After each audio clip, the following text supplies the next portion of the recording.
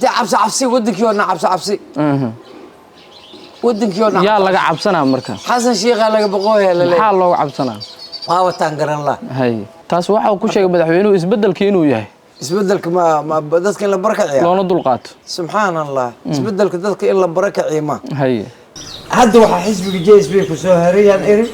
nawdoon aabud iyo faqi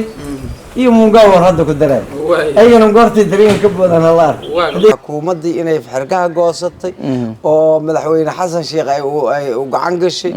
oo ay jakan and balance ay ogoleen oo dhul shabaab jooga ciidan ay iska dhaxmarsiinayso oo hadii kaariyaal la gubay iyo hadii baabuuradii macaawida lagu siiyay la gubay iyo hadii kale ay waxaas danka yahay xeelatarar ay sameynayeen about xasan sheekh raali gareyntiisa daraadeed saraakiisha oo muxuu ahaa la beeleynay oo ciidanka lagu beeray walaalo waxa soo dhan anigu xal uma ah ciidankii ka baxay shabeelaha hoose ee buurha ka tagay ee dhulka maray iyadoo aanan yaani wax dhibaataha gaarin ama dagaal kala kulmin al-shabaab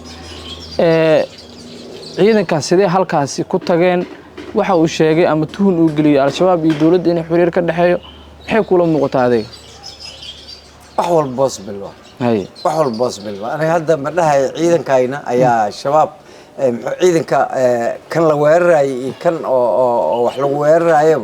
أنا وحنو هاي عيدن سومالي ديني حالة السياسة أيا عرك إسكوشي شريريسا مدحوين حسن شيخ محمود أيا قوان صدي عيدن ماضي وجوبنا إن وجي كونفور قلبي الصومالية سلوا سوقبته عبد العزيز لفتقرين أو دورة شكا قبصدي كونفور قلبي الصومالية كدي مركي سوين وجوهر يمد nidaamka madaxweyne xasan sheekh maxamuud ee ku taamaya doorashooyin qof iyo cod ah dalka inay ka dhacdo iyadoo xaalku uu adag yahay waxa hadda ila jooga xildhibaan daahir amiin joosow oo qayb ka ah xildhibaanada golaha shacabka baarlamaanka jamhuuriyadda federaalka ee Soomaaliya si weyn u diidan nidaamka madaxweyne xasan sheekh maxamuud ee uu sheegay kol hore in uu maqoonin ku wada ummadda Soomaaliyeed waxaan ka wareysan doonaa xaalka siyaasadeed ee dalka عبد العزيز لفتقرين doorashada uu qabtay madaxweyne xasan sheekh maxamuud iyo nidaamkiisa waxa ay ka qaban karaan iyo arrimo kale oo xaalka siyaasadeed ee dalka ku saabsan xildhibaan daahir amiin joosow soo dhawow warbaahintii lagu soo dhawow shooyinka marka lacagaha lagu bixiyo hadda maxay kula muuqdaan intee ka imaadeen waxaan anigu asaga leh hay asaga leh dhankee ka imaadeen xasan hal sahal weydii ama xoolaha dadka la dhaco ha noqdaan ma santiin waa salaamaya TV-ga Himila muxuu ahaa maamulka iyo wariyaasha iyo injineeradeedana waa salaamaya runtii waa idinku faraxsanahay milo waxa waaye waxay ka mid tahay warbaahinta waaweyn oo muxuu ummadda Soomaaliyeed wararka xaqiiqada gaarsiisa inta kadib xildhibaane haddii aan u gudub galno wareysigeena bal xaaladda koonfur galbeed ka taagan waqti xaadirkan ciidanka koonfur galbeed lagu daabulayo ee madaxweyne xasan sheekh maxamuud iyo nidaamkiisa ku daabulayaan bal marka koowaad xaqay hadda ku dambeeysa maxaa ciidankaas ka dhalan kara ee halkaas la geenay nidaamka madaxweyne xasan sheekh waa waadax waxa waaye waxa la dhihi jiray walba waxaas tagtay in reebti hay dabcan ummadda Soomaaliyeedna xasan sheekh waqtiga uu ka dhamaaday ummadda Soomaaliyeed eed iyo godob ayuu ugu tagay waaya ay xtag eedna reebti la sheegi jiray ayaa ay la mid tahay marka ciidamadan hadda maanta Laftagareen adraba in isku weeraro Laftagareen in mandate dadkiisa ka raasado waaya 3 sano ayuu mandate la'aan xasan sheekh la jiray waaya adduunyadii oo dhammaa ka hortimid muxuu ahaa in mandate samaysto wixii kaalmaha ee caalamka ay ka heli jireen oo dhammaa cariiri laga geliyay in mandate dawlad mandate leh koonfur galbeed ay ka dhalato ma aha wax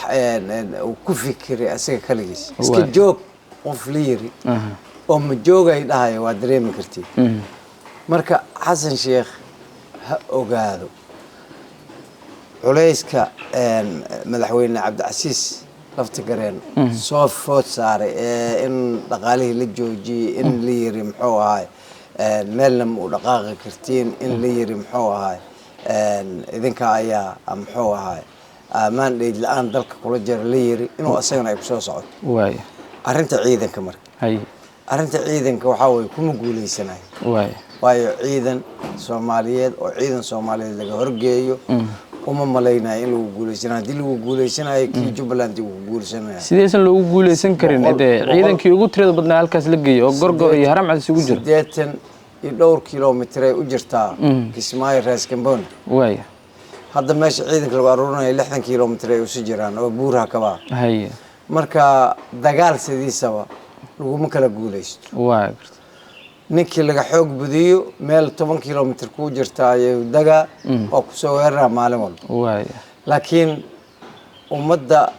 muxuu ahay korkeeda lagu dagaalamayo xilli kaliila oo xilli abaar lagu jiro adib oo qabsanaa ma ogi dagaal laguma kala guuleysto marka Xasan Sheekh nidaamka isku fikirayo nidaam qaldan oo runtii aan ummadda Soomaaliyeed u rooneen oo tii aan ka maamaayo ay xtag reed tii sheegayo waayahay madaxweyne Xasan Sheekh Maxamuud waxa sheegtay nidaamkiisa in uu gabagabo yahay iyadoo waqtiga muddaxileedka lagu dhaariyay madaxweynuhu uu gabagabo ku dhow yahay inuu waqtigan dagaal aado awood military tijaabiyo maxay tusaale ka bixinaysaa waxay tusaale ka bixinaysaa wuxuu ku dayanayaa niman muxuu ahaa Afrikadaas oo konton sano iska joogo iyo 40 sano iska joogo 30 sano qaarkood ay joogaan oo ku dayana mana u soconayso Soomaaliya uma sameeyay dawladii ugu horeysay Aadan Cabdulle ayaa la yiraahdaa madaxweyne ka noqday Allah u naxariisto waxa la socoteen in muxuu ahaa asigoo lagu daba heesayo la leeyahay waa adiga loo leexada lulaay maxaan loo naftaad Soomaaliya ma u sameeysnaba in muxuu ahaa xakun meesha ku dheeraad Maxamed Siyaad Barre oo waxa ku dheeray 2 sano haystay meesha ku dambeeyay waa la ogaa waxa lagu dagaalamay نكليرا هدي أنا ربنا إن دكتوري إن سنو جوان دان ربنا حلو كل دجال لما محمد زياد برا داود العقلان أي هاد إسبتال العقلان وجداوينا محوها وحبرشة العقلان إلا دكسيوس إلا دكسي إلا دكسر إلا جامعة أي العقلانات محل كل دجال لما مركا وحوا waxaan muxuu ahay ummadda Soomaaliyeed ay u sameysneen ayuu madaxweyne Xasan ku fikiri mana u soconayso waxa sugayaa 47 habeen u dhiman maanta today aan joogno oo ay bisha tahay 29 waxa u dhiman 7 iyo 40 habeen u dhiman 7 iyo 40 habeen day dhamaato magaalada Xamar lagu wada sheekaysanaya asaga meesha ku fikiraya in Baydhabo muxuu ahay oo ku fikir waxa kaliya Xasan Sheekh u banaan hal fursad oo ah inuu doorashada dadka iskala heshiiyo kadib intay processkaas uu socdo iska sii joogo waayahay 47 habeen kadib maxaa talaabo ay qaadayaan mucaaradka waxay sameyn karaan madaxweynihii hore uu noqona wuxuu la mid noqonayaa madaxweyne Farmaajo madaxweyne Sheekh Shariif madaxweyne Cabdiqaasim Salaad Xasan madaxweynayaashaas oo la mid noqonaya waayahay laakiin wuxuu leeyahay talada dalka waxa loo gudbinaa shacabka Soomaaliyeed oo go'aan ka gaaraya idinku arintaas ma diidantiin 47 habeen ma kula tahay ilaa raas xasayr ilaa raas Kamboni in doorasho laga qaban karo iska dhaaf xataa magaalada Xamar ay doorashada laga qabtay aan ognahay shalay maxkamadda ay ka hadlaysay oo muxuu ahaa sidii 4.5 intaas reehaba la qaataan Allah taasoo kale oo waxa uu rabo waxa laga yeeli maaye madaxweyne Xasan Sheekh Maxamuud waa nin laba goor madaxweyne soo noqday karaamadiisa iyo sharaftiisa oo agtayna ku leeyahay yuusan iskaraamatirina sharafta iyo karaamada iyo cisada loo haayo xilkaas si nabad ah ku wareejiyo yuusan ummadan dagaal gelin waxa sheegtay laba mar inuu madaxweyne noqday sida inta badan dadka ay ku celceliyaan madaxweynuhu in uu dalka sii wado way aragnimadiisa ku sii wado ayaa la sheegay in lagu doortay maxaa u soo kordhay madaxweynaha 4 sano kadib malaha waagii hore ayay bifiicneed 2012 madaxweyne Xasan in la talin karo talada la qabsan karo joog la dhihi karo waad arkaysaa maanta dadka ugu dhawaaya ka tago hooy xisbigii inta aan toolo lahay xisbiga maxaasaay annaga waxaan u naqaanaa xisbiga jijibinta iyo baldoosarka ayaan u naqaanaa laakiin xisbiga iyaga sida ay leeyihiin JSB ayaa dadkii ku jiray oo dhan ay kala tagoohaya oo tala ka kurwaayeen waxa ay ku kurwaayeen xasan sheekh anigu ma garanayo cidda uu ka tala qaato laakiin dadka ugu dhawaay waxay sheegeen inay gacanta ka taageen waay xisbiga JSB markii Cabdiraxmaan Odowaa uu ka baxay xubno kamid ah waxay qabteen shirar ay qabteen dhalinyarada la hadleen waxay sheegeen xisbigan inuu yahay midka horumarka u horseedaya dalka hore u wado horumar u horseedaya xogeeyada qofka labaad ah xisbiga qofka labaad ka xogeeyaha guud ayaan ka tagteen wax oo ay dalkan u horseedayeen ma laha kaliya waxa loo baahan yahay waxa ay sheegeen diin cafinta inay ku guuleysteen cunaqabateyn hubka la qaaday la soo balaam gareeyay hortooda muxuu ahay processkaas oo socday process kasto socdan meel isku dhamaado meesha ku dhamaan lahayaa la gaari taasana asbab xasan sheekh wadankan dib u dhac 10 sano ayaa dib u riday 10 sano ayuu dib u riday marka horumarka magaalada ka jiray amniga wax jira ma hamin horumarka ka jiray tilmaam halkaas oo maraa ka jiray magaaladeena hay laakiin waxay ku doodaan magaalada inay hor u talaabsatay bilicdeeda laga shaqeeyay wadooyinka qaar kood la dhisay magaalada waa dadkii deganaa waa laga barakaciyay hore u talaabsatay dadkii deganaa waa laga barakaciyay waxaad moodaa magaaladii qasa iyo meel ay diyaarada rusheenaad moodaa meel walba doosar la geliyo guri jiifo iyo dhul oo xaaqan boogi wax kale oo laga arkaa male marka horumarka ay gaareen waa ka 500 oo kun oo qoys ayaa barakacday 500 oo kun oo qoys ku dhufa adiga qoyskii 7 bas ugu dhuf intaas oo muxuu ahay 300 iyo intaas oo 3 milyan dad ku dhawaad ah barakacsan ayaa barakacsan 500 oo qoys lagu dhuftay 7 meeqay noqonay 35 3 milyan 500 oo qof barakacsan taas waxa uu ku sheegay madaxweynuhu isbedelkii inuu yahay isbedelka ma dadka in la barakaciyo loona dulqaato subxaanallah isbedelka dadka in la barakaciyo ma hay isbedel waxa waaye waxa horta markuu ugu horeyso wax kasta oo isbedel lagu sameeynayo waa wax faa'iido keenayo maxaa faa'iido oo keenay goof banaan oo maanta muxuu ahaa xataa beeci oo dadkii ganacsatada lacagta iska qaad dadkii ganacsatada maanta ay beec ku leeyihiin biri dawladda timaada ay soo celinayso dhulkii dawladda loo baahan yahay wasaarad ku jirto ijaar ku jirto dhulkeeda leenoon hoosta waa kaga maarmaan leeyahay horumarka ay isbedelka oo la sheegay muxuu waxaas waa fiir وليات تاي ورر قيالي وقتها أسكاك دومين حسن شيخ ماشان دب دعم أوجي هرومر أو سمي ملا لو أنا لك سوق بنا يا أنا وحن قياس كسمي 8 سنة إن دب لو داعي وايه 8 سنة إن دب لو داعي ومدحين عشق ما حد أريد ذل كان دب أريد هاي ما أنت وحي تاجنتها وردورشة اللي شيء أضياشي دقن كسجاشن بقول يصدق إيشنتها ما سوقرا مس تي أوفر ما جالو نقنا إيه تاجنتي سوتوا تازو حا سببوا ما أنت لك أصدقائك عيدن كوسي قراي دور شغل في عضها على سمين كرا ما حوها ديجانك أو محوها جوهر هير شبال دور شغل في عضها على سمين كرا لك يقولون من مليه وقومي بسنا شباب هايس محو الدجالم وشبابك عيدن كمان بيضرب أنت إن حمر كبح بيضرب ويراي oo dhulkaas maray maxaa jidka loo furi waayo umadaas looga dulqaadi waayo culays waay ruuxa xasan sheekh waa la og yahay ruwaayada wuxuu rabaa in waqtiga markiis ka dhamaado uu yiraahdo muxuu ahay waxa koonfur galbeed uu la dagaalamayeen waxa weey 3 dawlad goboleed doorashada hore ka bilaabayeen tii ugu dambeysay bilaabayeen iyagoona dadna kala tashan waay tii ugu dambeysay 2022 bilaabayeen koonfur galbeed waa soo tuuray xildhibaanadeeda iyo senataradeeda Puntland waa soo tuuray senataradeeda iyo maalinta asaga 15 May ay tahay oo arki doona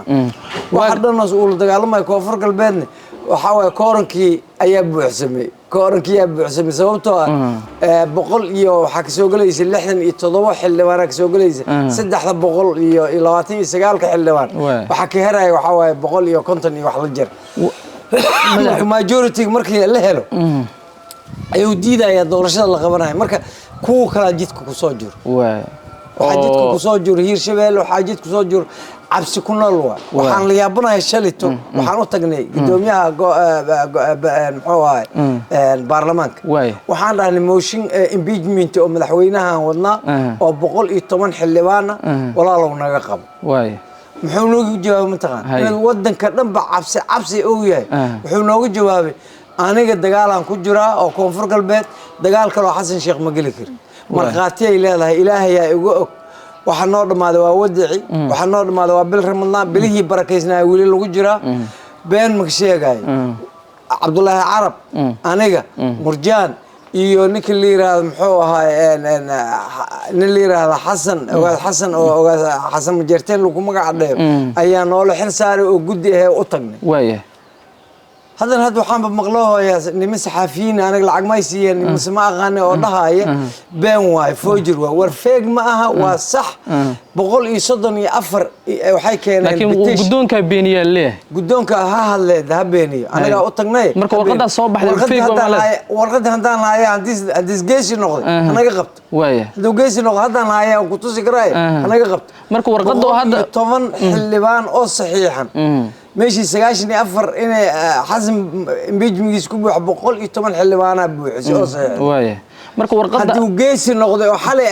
كرامات دي كسودكتي وايه أنا جقبت هذا عن هاي أنا جا هالدواي بريان وجين كرا هاي جقبت واقرت ورقة لكن إن سير بينوان أما وريال العقلسي فيق وادها وبين أرنتاس بيجميكا وجيني بيتيشن أو صدن يفرح اللي وانا أو ملحوينياشي هو حتى يكونوا أو بيتيشن نيجن وأوجيني ولا لا يا ملحوينو حلك كدك بيتيشن كذا أسقى بحق وملها حسن شيخ توس إن لو أوجي عيته لكن أسقى وحن أوجيني بيجمين تجوا marka warqadaas oo waa la soo saaray leeyahay oo gudoonka ka soo baxay leeyahay adigu feega ku tilmaamaysa wax ku jirana ku tilmaamaysa ma hadii aadan madoob hadii asaga xali ay karaamadu ku soo dagtay asaga ha ka hadlo yiraahdo nimanka ma ii imaadan yiraahdo sax warqadu marka waa been waa aadan madoob warqad ka soo baxday oo dhahay feeg waa dhaha oo anagana beenna hadii isna beeniyo anaga yaa taagana warqadii yaa taala warqadii waa tan inaga qabo shirta warqadii diid oo tiri dagaal labaad ma gali karo anaga been kama sheegayn gudoonka ayna waa been kama sheegayn waxaan leeyahay hadii ay been tahay haddaan hayaga qabto marka waxa sheegtay in markii koowaad uu dhahay xaas sheekh dagaal lama gali kari hadda laakiin hadda dagaalan ku jira dagaal labaad ma gali kariyo hadda marka hadii oo yaani karaamay ku soo degto waxa leedahay hanaga qabto kaali hay yiraahdo warqadii keenana yiraahdo anaga qaad oo dagaalka toos u gala dagaal asaga xasanka sheegay ama hadda gaalamaana ama akhyaarnimo iyo sharciga tilmaam horta fiiri impeachment emotion iyo wixii magacay lagu sheegaba walaalow waxa waaye wax baarlamaanka soo go'o oo sharci ah oo dastuurka iyo xeer hoosaadka noogu qoran waay xeer hoosaadka iyo dastuurka hadii la bedelay oo wixii oo dhan laga baxay oo as'idilin iyo waa ka cabsanaha loo soo bedelay oo in la kala cabsado bas ay noqotay anaga wali ma gaarin dastuurkii hore ma idin kaga qabto midka maanta la ansixiyay ma qaban waa diiday ma qaban aniga mili waa uu qabtay xasanow impeachment-gaada ninkaas ma qaban leeyahay asagaan u sheegaa barkee wuxuu dhahay oo ilaahay ugu og yahay dagaal labaad ma geli kara madaxweyne xasan impeachment-intuu qabto ay la dagaalama cabsi wadankii oo cabsi wadankii oo yaa laga cabsanaa marka xasan sheekha laga boqoyaa la leeyahay maxaa looga cabsanaa waa wataan garan la دل هندي نقطة إلهي أم بواحد دلاية حسنا ديس واحد دلاية أنت أفكارنا أي واحد أو أنت أي كبحة يانو الدولة داس عن قليش توسي عن لنا هاي وأنا ردلي لها حسن كروحي سان أقان دبع عديس ما جعله إنس واحد دلي إنس واحد يالو ضد يالو مو هدي هذا اسبدل كوي من كنت مال لكن هل حدوسا جعله إنه واحد دلو مدحوين حسيق هذا عيدن كهالكاس محو جينيا والله هذا تاس أن كحوق بدي واي أسقي إنك أو عيدن كورة أو سكوير هيك مثلا هذا جبلان إنسوير لبق جور أسوير هي لك صوت كذا سوما marka tan waa laga soo adkaana ama asa adkaana anigu miliyo qofay la adkaana miliyo laakiin mid aan leeyahay waxa way war aan kala adkaana wadankan kuma dhaqmo wadankan wadan colaadka soo kabto waa gart mana la kala adkaado nin walba walaalow iyo wixii lagu heshiiyay aan ku dhaqano baa xal ah waa gartay madaxweyne xasan sheekh maxamuud waxa uu sheegay doorashooyinka qof iyo codka ah qarash badan inay uga baxeen qarashkaas ma qarashkii ummadda Soomaaliyeed ma qarash madaxweyne xasan sheekh maxamuud jeebkiisa uga bixiyay asagaa su-aashaas la weydiinaya hay maxay kula muuqataa khalaas dowladda Soomaaliya anaga aan budget aan u sameynay oo doorashada aan budget aan ugu tala galnay oo miisaaniyada anaga ansixin waay madaxyay leedahay hay madax doorashada loogu tala galay oo ku jirta hadii liitusa ana dindiila doo asaga lacag ku bixiyo asaga lacag ku baxsadeen oo dhulka asgadgadanay adduunyadii iyo waxaan muxuu ahaa dhulkii dawladda aan goof ka nooleen la gadanaya hadii lacagteeda lagu bixin lacagtaas lacag loo soo qabsan doono waaye dhulkii ninkii aydoona bangiga lacagtii lagu shubi lahayn idoon lahaynin warqadii muxuu ahaa lagu naadiyay idoon lahaynin guddigii iibka qaranka aan lahayn ninkii dhul lacag ka bixiyay asigaa qasaar waa gartay doorashooyinka marka lacagaha lagu bixiyo hadda maxay kula muuqdaan intee ka imaadeen waxaan anigu asigaa leh hay asagaa leh dhankee ka imaadeen xasan hal sahla weydii ama xoolaha dadka la dhaco hooy ha noqdaan ama wax kale ha noqdaan anigu waxaan aaminsanahay oo aan ogahay oo sharciyadna ah fiir markaad hadlayso qof xildhibaan oo xasanad leh oo waxaas ku hadlay shacabka Soomaaliyeed ay dhageysanayeen anaga ماشي لي راد ميزانية قرنك ملحية لا وحي لا كنترول لا مجرت ملح أنا وطلقلني دور الشذا قرنك أنا وطلقلني وجرت ملح أما جودي بينه سميت أسأل عقها كبحيو أما محوها هاي لوكي لقى البيسيديس محوها هاي كبحيو عبد العزيز والله المقلة هدي العقته محوها العق حسن شيخ أو أن كديسنا أي تهينه ومدة الصومالية هناك بحسين لو شيخ مدحوينه والعق عدي إسكاله العق درتي ده هنقول لي العق درتي ده هنقول لي وأنا فرن وأقرب ما يشلي بهذا الكاس قرنقصي هاي مدحوينه العق يجمع غير إنس تسكدله دين بكلا كدالنا وايه العق أنت كان محكمة محكمة التك العق حسن شيخ أثناء بورس كجرتي أو لفت جرين لسي داير محكمة التك سو عديش لفت جرين وحلوة السينكرتين وأنا كل داي سينكرتين وأنا السينكرتين مركل لكن هكودلي العق يكاب حد هكودلي هذا الكاس مركو هذا ماشي وجود بيس قرنق ما هي حسن شيخ شلت وحسكو هذي هذا أمد الصومال العقاء يقبح ذي العقاء يقبح ذي العقد كابح ذي معايا أنا قال العقاء أنصحني برلمان أنا ذلك هو برلماني حسن شيخ وحزب أقام ذلك البرلماني إنجي برلمان كالصوماليات مجرتم ميل أسكو أنصحية العقد دورش الله تلقى العقد كامبين الله تلقى العقد ميل الله تلقى واقرتي هدي أنا كان معنا حلوان عبد الرحمن عاشور ورصي مشرح مدحوينه waxa uu su'aal ama tuun galiyay ciidankii ka baxay shabeelaha hoose ee buurha ka watagay ee dhulka maray iyadoo aanan yaani wax dhibaato gaarin ama dagaal kala kulmin al-shabaab ciidanka sidee halkaasi ku tageen waxa uu sheegay ama tuun uu galiyay al-shabaab iyo dawladda in xiriir ka dhaxeeyo maxay kula muuqataa adeeg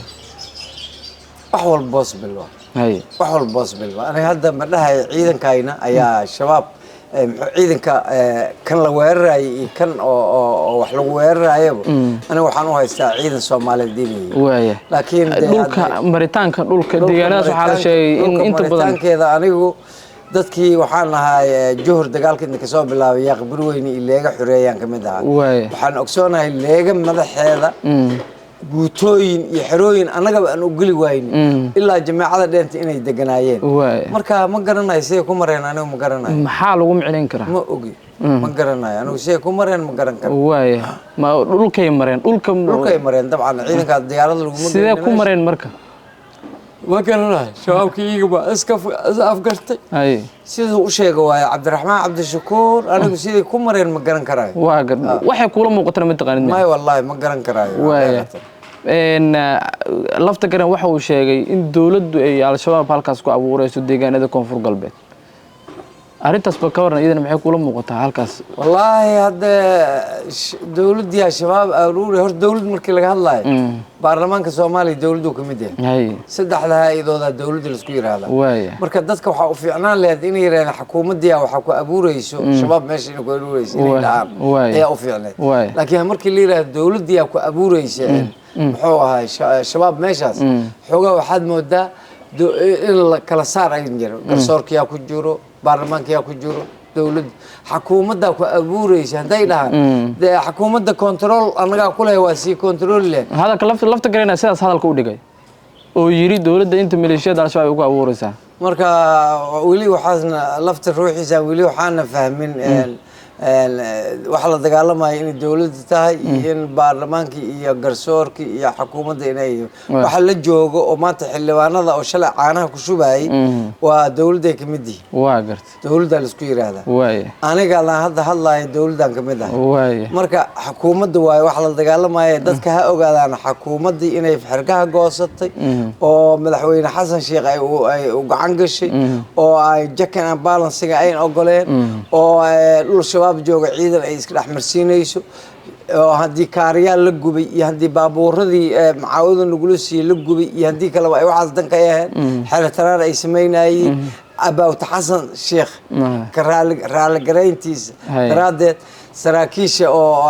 muxuu ahaa la beeleynayo oo ciidanka lagu beerayo walaalo waxa soo dhan anigu xal uma ah ciidankii ugu badnaa halkaas la geeyay kuwa qaar furumihii dagaalka ku jira la waday halkaas la geeyay buuraha kaba iyo deegaanada kale oo koonfur galbeed yaa u maqan furimaha madaxweyne xasan sheekh la weydiina hay Allah waxaan ka baryayaa 47 habeen oo dhiman in khayr noogu dhameeyo waaya in dalkiyo faraha aan ka bixin madaxweyne xasan sheekh waqtigaas ka dhamaado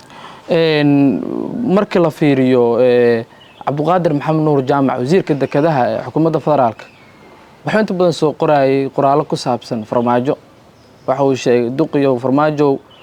xildhibaano koonfur galbeed Cabdicasiis uu kaaga soo xulay madaxweyne ku noqon meeysid ma ku muuqataa xukuumadda iyo nidaamka madaxweynaha wali inay qalqal ka qabaan dhanka farmaajo aniga hadda madaxweyne farmaajo hadlaa ma arag oo muxuu ahaa qalqal laga qabo ama asigoo wax soo hambaliyayna waa arkay laakiin madaxweynaha oo madaxweynihii hore oo hambaliyo wax dhaafsiisan kayna hadii iyaga ay shock ka qabaan waa goonigooda oo ay isku tuumayeen Cabdicasiis iyo farmaajo ay isku tuumayeen waa goonigooda laakiin anigu waxa aan leeyahay waxa weey warnimiyo dalka kan waxa xal u ah kaliya nabadgelyo deganaansho siyaasadeed madaxweyne xasan sheekh oo meesha ka tago oo inaysan lahayn aragti siyaasadeed oo midaysan maxay idin diideen madaxweyne xasan sheekh kor xanuunsado leeyahay ka xanuunsado mala annaga waxaan iseeyo haynaa oo aan dhowreynaa mandate ku leh 47 maalmood waxay noo limid yihiin haddii wax ka oo asaga xanuujinaya aan sameeyno inaan annaga qaldannahay ay noogu muuqataa 47 maalmood kadib uu arki doonaa markii muxuu ahaa inay awood leeyahay inay kala duwan yihiin inay kala aragtaan madaxweyne xasan sheekh annagu is karaaman u haynaa 47 habeena madaxweynimadiisa ka dhiman 47daas habeen qof mucaarada oo kala laasanaya hadii uu rabo in laga laalaasado korkiisa la xanuujiyo haduu rabo kaskiisa ha noqdo war dadku waxay dhowraayeen mandate 47 sidii hore markii uu mucaarad ahaa isaga waqti hore ma anaga isaga marka mucaaradka markuu ahaa ma ku dayanay anaga road model waxa noo ah maalinta 15 May ilaa laga gaaray madaxweynaha waa madaxweyne mucaaradnimadiisa isaga iyo idinka farq u dhaxeeyo ma farqiga noo dhaxeeyo waxa waaye asiga sharci milaalin laakiin anaga sharciga ilaalinayna 47 biriyo heeray waxay noo lamidtaa asugoo 4 sano cusub haystay noo lamidtaa marka 47daas maalmood maalintay dhamaato ayuu korkiisa ogaan doonaa way ugu dambeyntii 10 Abriil waxaa loo ballamay garoobeenaada ma ya shay garoob shirkii mucaaradka ma markii ugu dambeysay jasiiro ka dhacay anigu ma maqleen in garoob la aadayo laakiin ka soo baxay war-saxaafadeed ka soo baxay wuxuu ahaa in 10 Abriil shir la qabanayo laakiin meel hebel lagu qabanayo ilaa ay hadda lama gelin way 10 Abriil maxaa dhacay 10 Abriil shir la qabanayo hadda waxaa golihii muxuu ahaa mustaqbalka waxay jiraan gidigood meesha la yiraahdo Kenya meesha isku arkayeen meesha lagu qabanayo iyo mandate iyo xilliga la qabanayo ka soo heshiinay waa gartay waxa soo dhisaysaan dawladda ku meel gaar may 47 markay dhamaato ayaa la ogaanayaa doorashada maalinta ay bilaabanayso senatarka ugu horreeya maalinta la dooranayo waxaasoo dhan waxaa la ogaanayaa maalintii 47 lafta gareen mucaaradka iska soo xaadiray lafta gareen waxaa waaye maya horta fiir mucaarad ma jiro oo aanan ahayn in sharciga la ilaaliyo wuxuu ka mid yahay dadka maanta ee sharciga ilaalinaya ka mid yahay aniga dadka sharciga ilaalinaya aad mucaarad u taqaaniin waa goonigeed laakiin maya weli aligu dara ma uusan dhihin laakiin inuu diiday wixii xasan sheekh beentii dhoobayay inuu isdiiday oo muxuu ahaa iska booday muxuu ahay tariinkii oda xasan ka booday oo tariinkii oda xasan kaligiis ka booday odawaaya ka booday dad badan ka booday in laga wada boodayana waa ii muuqataa meesha hadda waxaa ku heray faqi iyo waxaa ku heray odagii abaabul lahay iyo muungaab iyo kuwaasaa ku heray abaabul ku soo haraa dhahday ee xisbiga marka maalin walba asaga u hadla أنا أقول نودونكي ونودون شرف له قيم بدنا أركان لكن ما له والبا أو هذا وحي هي دين الحاد كنا قضوا محوا هاي ذاك كله أو سن محوا هاي مقالة مقدسة وكله يسحجيني وأقول ليش شرف له قيم بدنا وقتي ذاك يعني لا أو نودون أو محوا هاي لكن جي إس بي مركلا فيري لكن جي إس بي أنت دودا هاي حتى طبعا جي إس بي ونودون ونقنا يا أنا الشيخ شريف جروب كاس dadkaas faraha badan leh walaalahiisa u noqon doono laakiin hadda waxa xisbiga JSB ku soo harayaan eri nabdoon aabud iyo faqi iyo mungawar hadda ku daray ayagana goortii dareen ka badan Allah haday ka boodo waayeen waa la dhimanayay dadkaas maxay ugu joogaan xisbiga mungab waxa ugu jooga xil oo haysta mungab anaga xogeeyaas noo ahay golaha fulinta ee xisbiga himil qaran oo kamid ah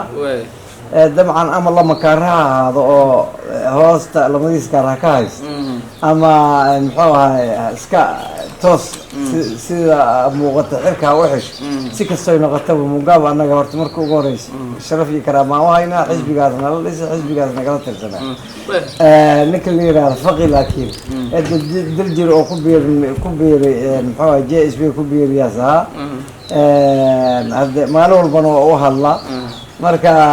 dabcan mudulkii xasanay malaaqii sheegay goor markii isku dumayno imaan doon way ugu dambeyn talada aad siinaysid madaxweynaha sheekh oo ku soo goweynaysa muxuu yahay madaxweynaha xasan sheekh saaxiibkay way walaalkay way odayaasha aan tirsanoo kamid waxaan leeyahay walaalow hadda maanta horta waxa kugu soo heray waxa waaye Hiirshabeelle iyo Galmudug iyo adiga iyo labada oday oo hadda aan sheegay way waxa isku soo heray colaad hooyinaha abuur oo Soomaaliya af shan beelood wax lagu qaybsaday